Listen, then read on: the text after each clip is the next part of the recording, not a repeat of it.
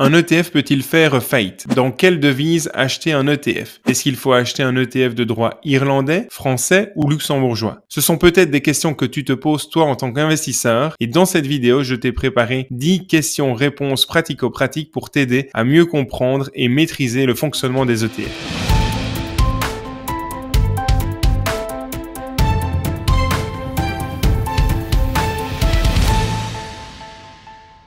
La première question que tu te poses peut-être concernant un ETF, c'est est-ce qu'un ETF passif est rentable pour la société de gestion qui le gère? Pour rappel, un ETF passif est un fonds d'investissement coté en bourse dont l'objectif est de répliquer le comportement d'un indice comme le S&P 500. Et donc, il faut savoir qu'il y a une étude qui a été faite par Citibank et Anne ETF en 2023 qui montre que les coûts opérationnels liés à un ETF représentent entre 200 et 300 000 euros par an. Imaginons donc qu'un ETF a des frais moyens de 0,10%, c'est-à-dire 1/10 de %. Il faut donc que l'ETF ait une taille de minimum 200 à 300 millions d'euros pour qu'il commence à être rentable pour la société de gestion. Il faut savoir également que si tu vas sur le site de justetf.com, dans l'onglet sélecteur d'ETF, tu vois qu'il y a plus ou moins 3000 ETF disponibles pour des résidents fiscaux européens. Et ben, un tiers de ces ETF-là ont une taille inférieure à 100 millions d'euros. Ça veut dire que probablement que pour la plupart de ces ETF-là, ils ne sont pas rentables pour les sociétés de gestion qui le gèrent.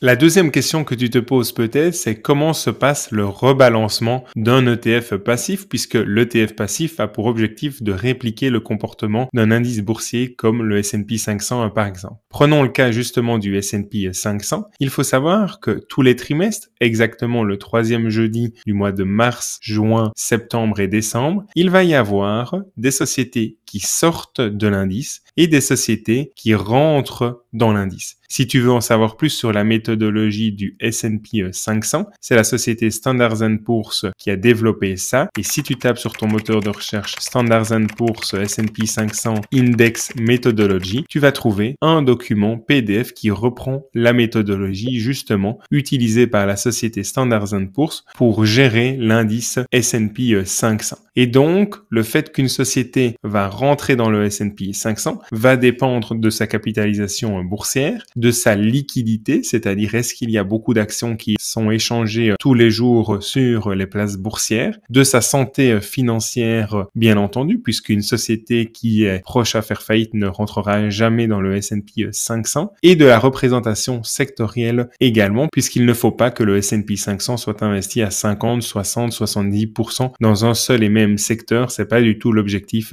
du S&P 500. Et donc, c'est-à-dire que le 3e jeudi des mois de mars, juin, septembre et décembre, il va y avoir des actions qui rentrent dans l'indice et des actions qui en sortent. Et donc, ça va impacter, bien entendu, la gestion d'un fonds d'investissement passif, puisque l'objectif de l'ETF passif est de répliquer le comportement boursier du S&P 500 dans cet exemple-là. Et donc, quelques semaines auparavant, il faut savoir que le gestionnaire de l'ETF, par exemple BlackRock, qui gère l'ETF iShares Core S&P 500 UCITS ETF, un ETF qu'on a déjà vu ensemble sur cette chaîne. BlackRock va recevoir une notification de la part de Standard & Poor's qui indique les sociétés qui rentrent et les sociétés qui sortent de l'indice. Et généralement, ce qui se passe, c'est pas toujours le cas, mais ça se passe souvent comme cela, c'est que le gestionnaire va commencer à déjà acheter l'action qui rentre dans l'indice quelques jours avant sa rentrée et peut-être aussi quelques jours après pour ne pas faire un gros achat le lendemain de sa rentrée dans l'indice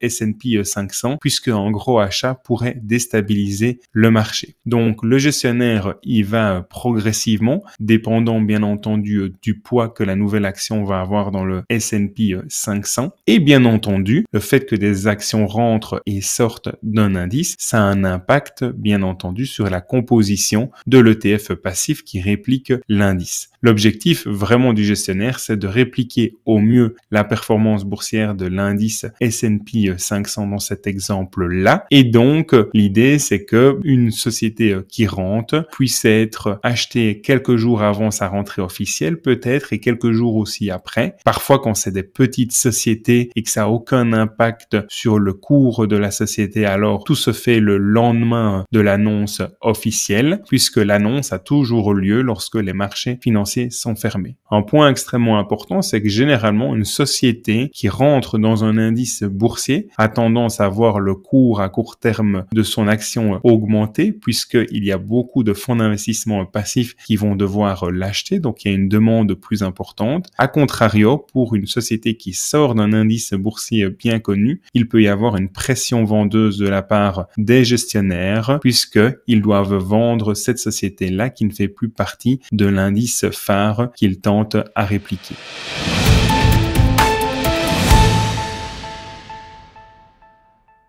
La troisième question que tu te poses peut-être, c'est dans quelle devise acheter ton ETF. Si tu vas sur le site internet de BlackRock pour l'ETF iShares Core S&P 500 UCITS ETF et que tu vas un petit peu plus bas, tu peux voir qu'il existe la devise de base de l'ETF. La devise de base de l'ETF, c'est vraiment la devise dans laquelle le fonds d'investissement, donc l'ETF dans ce cas-ci, va communiquer avec tous les documents officiels. La valeur nette d'inventaire du fonds d'investissement va également être communiquée en dollars et donc la comptabilité va être faite en dollars, l'audit, tout va être fait en dollars puisque c'est la devise de base de cet ETF. Mais il faut savoir qu'il existe une deuxième devise, c'est quoi? C'est la devise de cotation. Si on va un petit peu plus bas, on peut voir que cet ETF-là peut être coté sur différentes places boursières. On le voit ici en Colombie, au Mexique, sur la bourse italienne, sur la bourse allemande, sur la bourse hollandaise, à Londres. Vous voyez que l'ETF est coté à Londres dans différentes devises. Le premier en dollars, le deuxième en livres sterling. Sur la bourse de Santiago, donc au Chili, en Suisse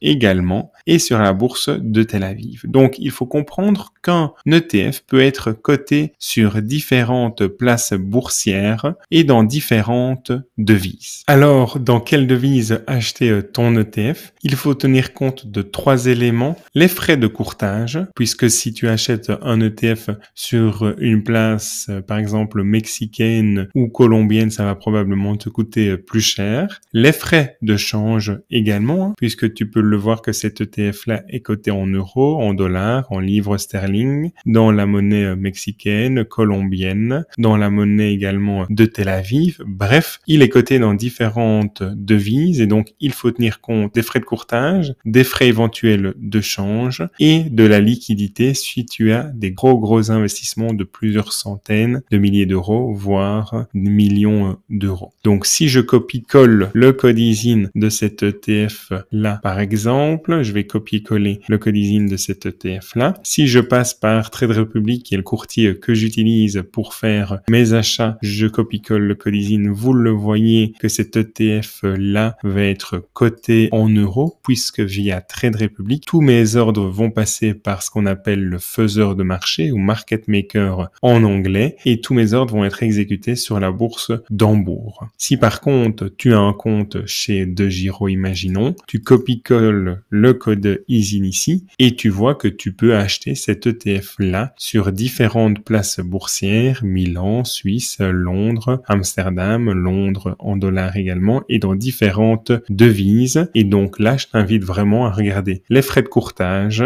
les frais de change demandés par DeGiro qui demande des frais de change, et également la liquidité. Alors la liquidité, c'est quoi? C'est le volume qui va être échangé. Prenons un exemple concret avec ici l'ETF coté en dollars sur la bourse de Londres. Tu peux voir qu'il y a eu 12 200 ETF qui ont été échangés. Donc 12 200 multiplié par 560 $, ça fait environ 6,8 millions $ de volume qui ont été échangés. Si on prend ce même ETF là en dollars mais sur la bourse suisse, qu'est-ce qu'on peut regarder? On peut voir qu'il y a eu que 590 ETF qui ont été échangés. Donc 590 60 fois 590 pour uniquement 330 000 $. Donc d'un côté, l'ETF coté en dollars sur la bourse londonienne a eu un volume depuis le début de la journée d'environ 7 millions de dollars. De l'autre côté, si on regarde ce même ETF coté sur la bourse suisse en dollars, on peut voir qu'il a eu un volume un peu supérieur à 300 000 $.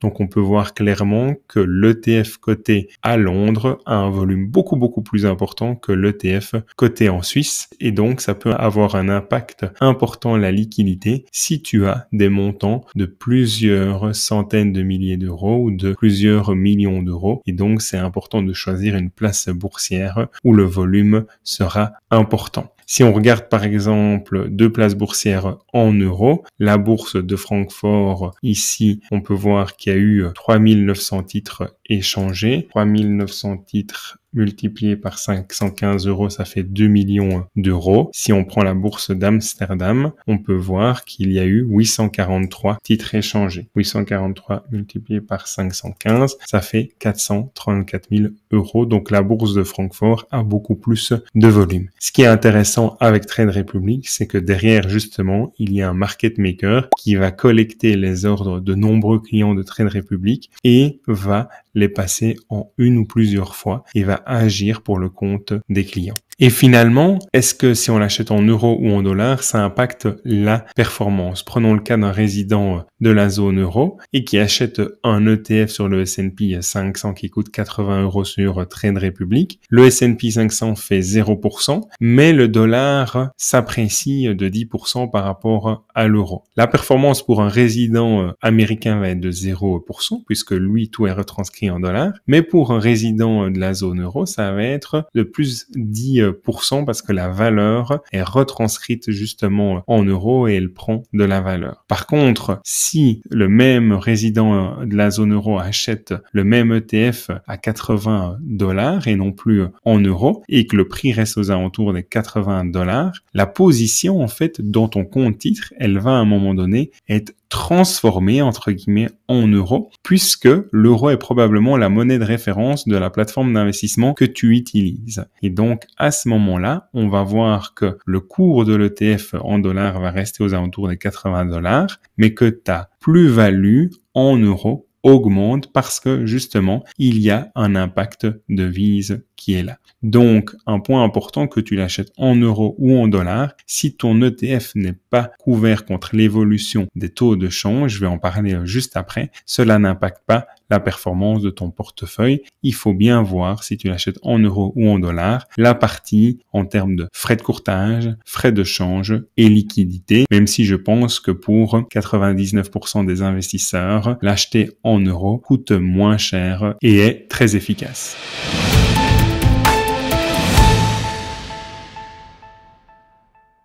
Alors, une autre question que tu te poses, justement, c'est peut-être comment un ETF hedgé fonctionne. C'est quoi un ETF hedgé ou couvert en français? C'est un ETF qui utilise des produits d'investissement dérivés pour limiter et maîtriser l'impact des devises. C'est-à-dire, dans ce cas-ci, le S&P 500 Euro Hedge UCITS ETF, c'est un ETF qui suit le S&P 500, mais qui va être couvert contre l'évolution du taux de change. C'est-à-dire, peu importe si le dollar gagne de la valeur par rapport à l'euro ou si le dollar perd de la valeur par rapport à l'euro, tous ces impacts-là sont nuls et n'impactent pas, n'influencent pas la performance de cet instrument financier. Si on prend l'évolution depuis sa création à plus que 342% et que je le compare avec l'ETF dans lequel je suis investi et qui n'est pas couvert contre l'évolution du taux de change, c'est-à-dire que si le dollar s'apprécie,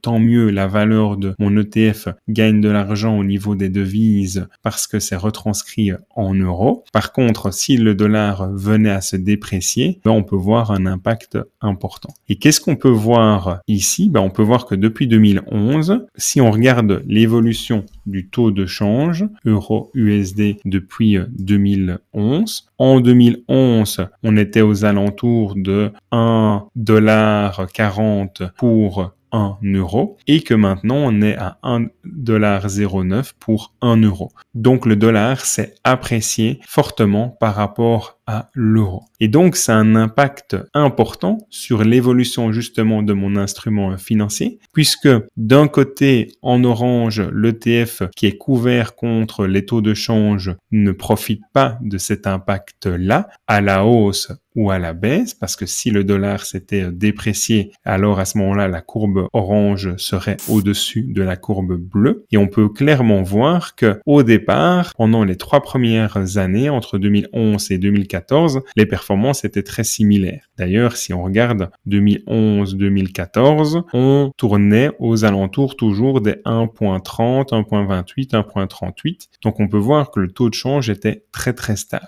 Et puis qu'à partir de milieu 2014, le dollar s'est fortement apprécié par rapport à l'euro, et donc ce qui a entraîné une augmentation de valeur, en fait, des instruments financiers qui n'étaient pas couverts contre les taux de change, puisque retranscrit en euros, quelque chose qui n'est pas couvert contre l'évolution des taux de change, a augmenté beaucoup plus. J'insiste vraiment là-dessus en disant, en fait, dans ce cas-ci, moi, quand j'investis aux États-Unis, je souhaite investir dans un ETF qui réplique le comportement des 500 actions du S&P 500 et je souhaite également être exposé au dollar. C'est la raison pour laquelle je ne choisis jamais d'ETF qui sont couverts contre les taux de change et j'en parle justement dans une de mes vidéos sur les 8 critères à utiliser pour bien choisir les meilleurs ETF dans lesquels investir. Je profite de cette petite interruption pour te dire que tu peux t'abonner à ma chaîne YouTube. Ça m'aide énormément à partager et à soutenir mon travail d'éducation financière. Mon rêve est d'aider 1 million de personnes à mieux comprendre la bourse et les investissements et à être plus autonomes avec leur portefeuille pour prendre soin de leurs économies en toute autonomie. Donc, si tu souhaites mettre un commentaire en dessous de la vidéo, n'hésite pas à le faire. Tu peux également activer la cloche pour être notifié de mes futures vidéos. Un immense merci pour ton soutien et si tu as encore la force de le faire, n'hésite pas à partager ma chaîne YouTube à tes collègues, tes amis ou membres de ta famille. Ça m'aide vraiment et ça soutient mon travail d'éducation financière.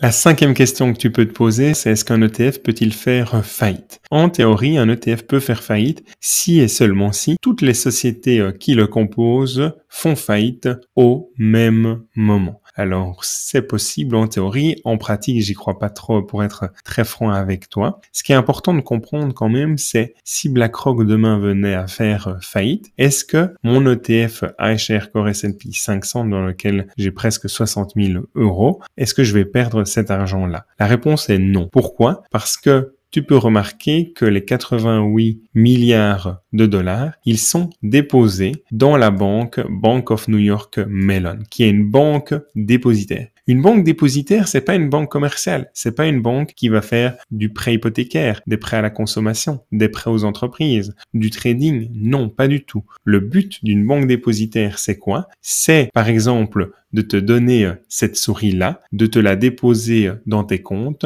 et de te payer 1 an pour uniquement garder cette souris-là et tu ne peux rien faire d'autre. Donc l'idée vraiment en fait de la banque dépositaire, c'est vraiment de garder des titres financiers et du cash pour le compte de gestionnaire, dans ce cas-ci pour le compte de BlackRock qui gère cet ETF-là. Et donc ce qui est important de comprendre, c'est que même si BlackRock venait à faire faillite, cet ETF-là est déposé dans une banque dépositaire qui est elle-même régulée et donc cet ETF-là ne serait pas impacté par une faillite de BlackRock. Si BlackRock venait à faire faillite, il y aurait un autre gestionnaire, que ce soit Vanguard ou un autre, qui serait nommé par le conseil d'administration de cet ETF-là et qui prendrait le relais dans la gestion de cet ETF-là. Point extrêmement important, tous les ETF gérés par BlackRock ou par les autres sociétés de gestion dans le monde, en fait, ne se trouvent pas sur le bilan de la société de gestion. Donc, pas de risque s'il y a une faillite éventuelle de la société de gestion comme BlackRock, Amundi ou BNP Paribas.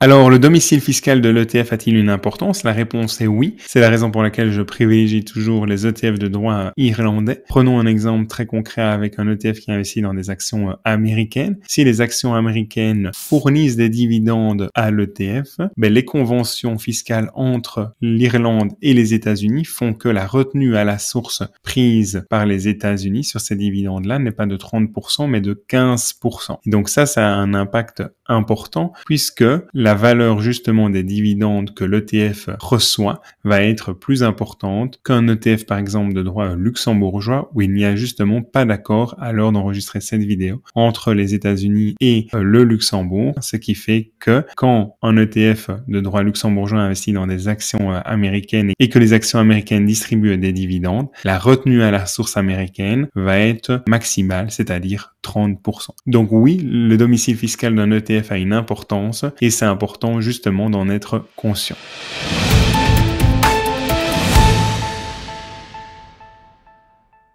Alors, faut-il investir dans des ETF qui capitalisent ou qui distribuent des dividendes? Pour ma part, je préfère investir dans des ETF qui capitalisent. Ça veut dire quoi? Ça veut dire que l'ETF investit dans des actions. Certaines de ces actions fournissent des dividendes. Et l'ETF, qu'est-ce qu'il va faire? Il va racheter avec cet argent-là des actions. Et donc moi, je préfère justement un ETF qui capitalise pour deux raisons. La première raison, c'est pour éviter le frottement fiscal. Pourquoi? Parce que si l'ETF distribue un dividende, en tant que résident belge, français, luxembourgeois, suisse, vous allez payer une taxe justement sur les dividendes. Donc moi, je veux éviter le frottement fiscal. Deuxième raison importante, c'est le fait justement que l'ETF qui distribue, chaque année, il va se séparer un petit peu de 1, 2, 3% de la valeur de son portefeuille pour la distribuer à ses actionnaires. Et donc, ça veut dire qu'il va commencer l'année qui suit avec un montant moins important. Et donc, la boule de neige évolue de manière moins importante finalement que si les dividendes sont gardés à l'intérieur de l'ETF et sont réinvestis. C'est la raison pour laquelle je préfère les ETF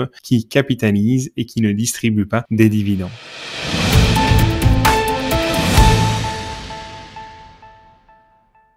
Alors, moi, je me suis posé la question sur mes dividendes capitalisants, comment ils sont réinvestis. Donc, ce qui est important de comprendre, c'est qu'on ne voit pas dans l'ETF, on ne voit pas l'arrivée des dividendes puisque c'est inclus dans le prix de l'ETF, on ne le voit pas directement. Ce qui est important de se rendre compte, c'est que chaque mois, tous les trimestres, tous les 6 mois, il y a des sociétés qui versent des dividendes. Et l'ETF va recevoir ces dividendes-là. Il ne va pas chaque fois les réinvestir directement dans des actions parce que s'il faisait cela, les frais de courtage seraient potentiellement importants. Parce que parfois, il reçoit vraiment très très peu de dividendes et ça a peu de sens de racheter les 500 actions qui composent le S&P 500. Et donc, est-ce qu'il réinvestit toujours lorsqu'il reçoit des dividendes? Non, pas spécialement. Parfois, il prend plusieurs jours ou plusieurs semaines avant d'avoir un gros montant en cash qu'il a reçu et de le réinvestir. Alors, ce qu'il fait en attendant avec ce cash-là, c'est qu'il investit dans des produits financiers dérivés qui vont suivre l'indice boursier qu'il tente de répliquer, comme par exemple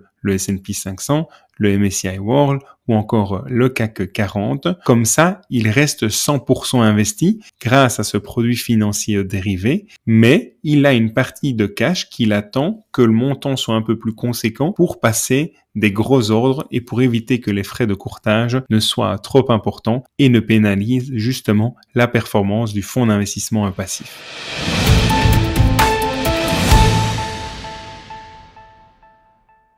La neuvième question que tu te poses peut-être, c'est quoi? C'est quels sont les plus grands ETF dans le monde? Alors, pour cela, je vais te faire naviguer dans 3 pages. La première page, c'est Just ETF. Tu vas sur justetf.com, tu cliques sur ETF Screener et puis tu peux classer les ETF par taille. Et donc ici, par exemple, pour des ETF disponibles pour les résidents fiscaux européens, on peut voir que le plus gros pèse presque 79 milliards de dollars, le deuxième 68 milliards de dollars, le troisième 37 milliards de dollars, etc., etc.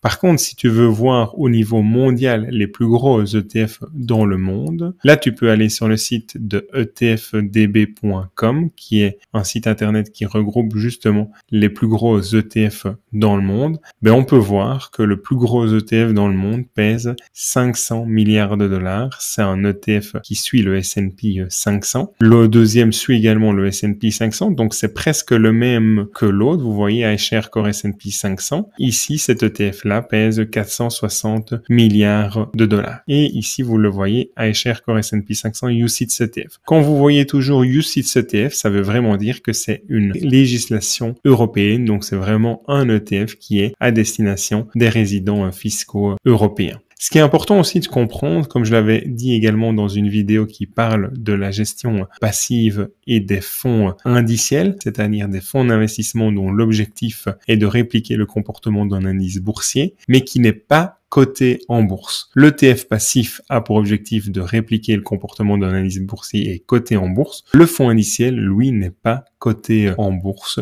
tout simplement. Et si on regarde sur un moteur de recherche et qu'on regarde les 10 plus grands index mutual funds, on peut voir que le plus gros pèse 1300 milliards de dollars. Le deuxième, 850 milliards de dollars. Donc, quand on veut regarder la totalité de la gestion passive, oui, il faut prendre la taille des ETF, bien entendu, mais également la taille des fonds indiciels, qui sont des fonds d'investissement dont l'objectif est de suivre le comportement d'un indice boursier, mais qui ne sont pas cotés en bourse.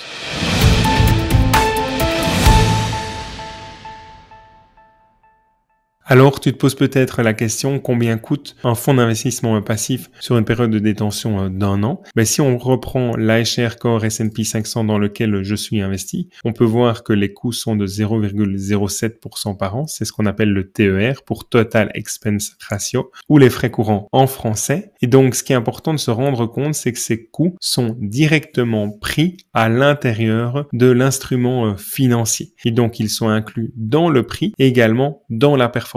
Donc, si on regarde la performance de cet instrument financier-là sur 3 ans, 5 ans ou depuis le début, on peut voir que les performances sont nettes de frais, donc c'est-à-dire que les frais liés à cet instrument financier-là sont déjà inclus dans le prix et dans la performance qui est affichée par Just ETF ou encore par BlackRock qui est le gestionnaire de cet ETF-là. Point extrêmement important, c'est quoi? C'est que ces frais-là de 0,07% par an, donc les frais courants, ne tiennent pas compte de 2 types de frais. Et ça, je t'en ai parlé dans ma vidéo sur les 5 conseils que je t'ai donnés pour réduire tes coûts en bourse, puisque les frais courants ne tiennent pas compte des frais de transaction de l'ETF, c'est-à-dire que l'ETF, parfois, il doit acheter un peu plus de Microsoft et vendre un petit peu d'Apple. Et donc là, il y a des frais de transaction. Donc le TER ne tient pas compte des frais de transaction et il ne tient pas compte également des frais de surperformance. Si tu te souviens pas ce que c'est les frais de surperformance, je t'invite vraiment à regarder la vidéo sur les 5 conseils que je t'ai donnés pour réduire tes coûts en bourse, où j'explique ce que sont les frais de surperformance qui sont applicables plutôt à des fonds d'investissement actifs et non pas des fonds d'investissement passifs comme des ETF passifs. Je tiens à remercier Trade Republic qui sponsorise cette vidéo et mon travail d'éducation financière. J'ai une collaboration commerciale avec Trade Republic. Trade Republic est le premier courtier européen que j'utilise pour mes investissements mensuels, puisque j'ai plus de 160 000 € à l'heure d'enregistrer cette vidéo chez Trade Republic. J'investis tous les mois via Trade Republic